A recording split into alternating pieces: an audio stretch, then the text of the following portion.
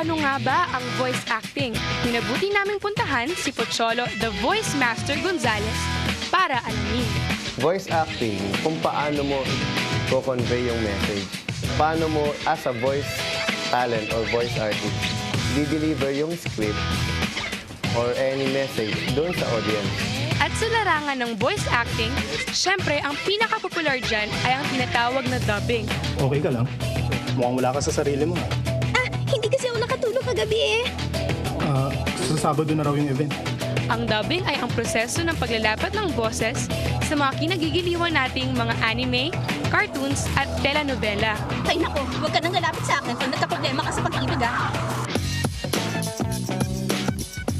Sama sa dubbing yung sasabayan mo yung bibig ng characters, tapos magsasalita ka, pero dapat i-act mo rin.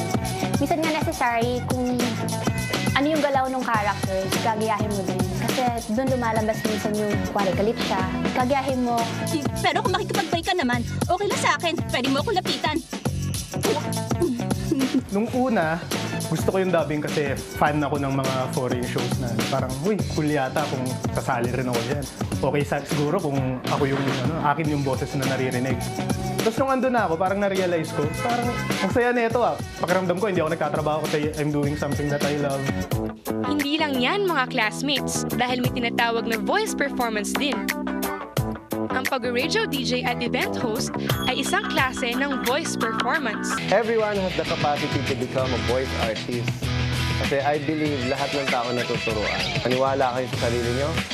Kung may hidden talent kayo, huwag niyong i-hide. Dapat mahalin mo ang mga kasamahan mo, mahalin mo yung ginagawa mo. For sure, hindi ka magkakamali kapag sinunod mo yung sarili mo.